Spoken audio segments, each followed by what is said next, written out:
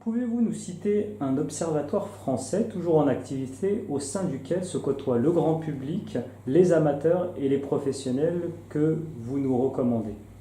Alors il y en a, mais il n'y en a pas assez. Il y a des endroits qui sont fermés au public qu'on aimerait bien voir plus ouverts au public. Je pense notamment à l'Observatoire de Paris, qui est un lieu formidable et que seuls quelques privilégiés peuvent visiter ou alors éventuellement lors des journées du patrimoine.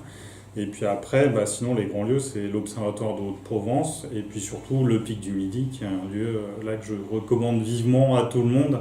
Même en tant que touriste, il est possible de prendre le téléphérique et de passer la journée là-haut, visiter le musée, visiter un peu l'observatoire, Et le voir planétarium aussi.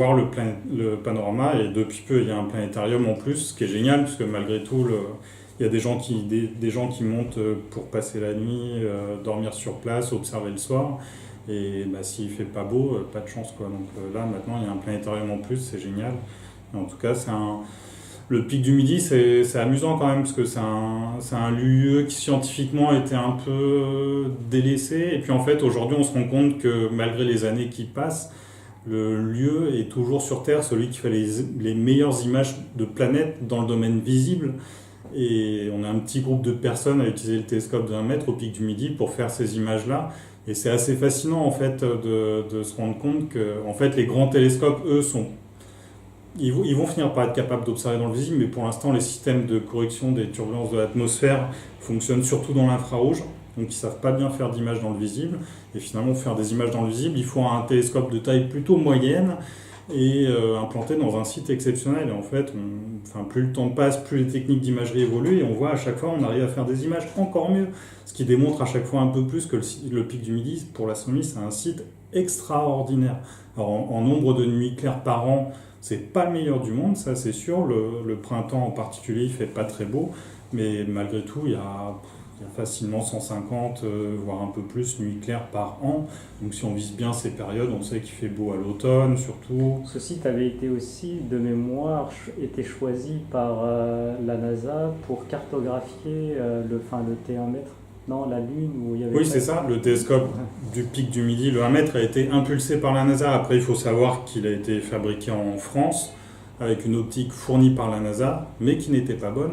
Et depuis le miroir, je crois rapidement, je ne sais pas quand exactement, mais rapidement après sa construction, en fait, Jean Texereau a refait le miroir. Je ne sais plus s'il était parti d'un autre morceau de verre, mais l'optique, en fait, le télescope, technologiquement, il est 100% français aujourd'hui. Mais en tout cas, oui, il a démarré en 1963, je crois, il faudrait vérifier si je ne dis pas de bêtises. Et voilà, en tout cas, c'était après le discours de Kennedy et avant Apollo 11. Et le but, c'était de faire des images haute résolution de la Lune. Et là, on voit, avec les techniques d'imagerie moderne, là, on arrive à avoir des détails de 100 mètres sur la Lune. C'est ridicule. Enfin, peut-être pas 100 à 200 mètres. Il faudrait refaire le calcul, mais c'est des détails vraiment petits, quoi. À l'étranger, avez-vous un observatoire du même type à nous recommander? Ça vaut le coup de visiter les observatoires dans tous les cas à l'étranger. Il y en a beaucoup qui sont accessibles au public. Alors, pas dans le mode où l'est le Pic du Midi, parce que le Pic du Midi, c'est vraiment devenu un lieu de culture scientifique. Les gens peuvent vraiment naviguer librement sur le site. Alors, pas dans les coupoles, etc., mais voilà, c'est un musée quelque part, quoi. C'est encore un observatoire scientifique, mais c'est aussi un musée. Je connais pas beaucoup d'équivalents. Dans des grands observatoires professionnels, il y a souvent des petits visitors centers avec quelques posters, etc. Mais voilà, ça vaut le coup en particulier d'aller voir les plus grands télescopes du monde. Au Chili, l'observatoire Paranal se visite. Alors, faut aller sur le site de l'Observatoire européen austral parce que c'est pas tous les jours. Je sais plus si c'est une fois par semaine ou une fois par mois. Il me semble que c'est le samedi, il faut vérifier. Donc ça, c'est hyper impressionnant d'aller voir les télescopes de 8 mètres là-bas. Moi, ça m'a... d'un côté, c'est impressionnant, et puis de l'autre côté, quand on est dans la coupole de ces télescopes-là, moi, ce qui m'a marqué la première fois, c'est qu'on n'a pas la notion d'échelle, un peu comme quand on est dans des grands gouffres sous terre ou des grandes grottes. Ça m'est arrivé dans, je sais pas, c'était la grotte des Demoiselles ou d'un endroit comme ça. À un moment, on vous dit... ici, on pourrait faire tenir l'Arc de Triomphe ou Notre-Dame, je sais plus. Et en fait, visuellement, on le voit pas. La pièce elle est immense, mais on n'a pas de référence visuelle. Et en fait, dans ces grands télescopes, il se passe un peu la même chose. Moi, quand on m'a dit le miroir secondaire là-haut, il fait 1,80 m, visuellement, je le voyais pas en fait. Je voyais un tout petit truc là-haut, à peut-être 20 mètres du sol ou 30 mètres du sol.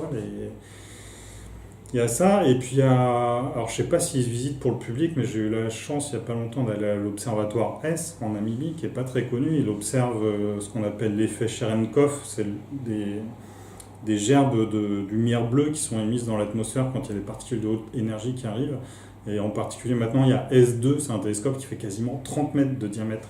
Et en fait, ça permet de voir à quoi ressembleront les télescopes géants de demain. Là, c'est un télescope un peu plus simplifié optiquement, c'est des segments de miroir plan, donc c'est pas la technologie des télescopes géants de demain, mais mécaniquement et visuellement, ça donne une idée de ce que vont être ces télescopes qui arrivent, et c'est hyper impressionnant. L'instrument, il est placé devant le miroir principal, et quand le télescope est vise au zénith, l'instrument il est à 60 mètres du sol. Et tout ça, c'est une masse mobile qui est capable de suivre des galaxies dans le ciel et tout. Ça m'a beaucoup impressionné. Après, ils sont assez souples quand on les contacte. Si on est intéressé par l'astronomie, je suis à peu près sûr que je connais des gens qui depuis sont allés comme ça sans avoir de prétexte de journaliste, et on les a laissés visiter, quoi.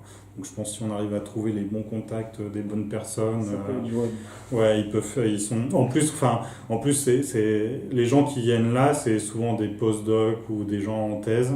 Et en fait, ils sont là ils font toute une lunaison sur place. Et sur place, il y a rien, quoi. C'est du désert, c'est du bush où il y a pas, là, il y a plein de choses belles à voir en Namibie, mais elles sont pas à côté. Et du coup, passer 4 semaines comme ça, même si c'est un lieu génial et tout, au même endroit, c'est un peu dur. Donc je pense que quand ils voient du passage, ils sont contents.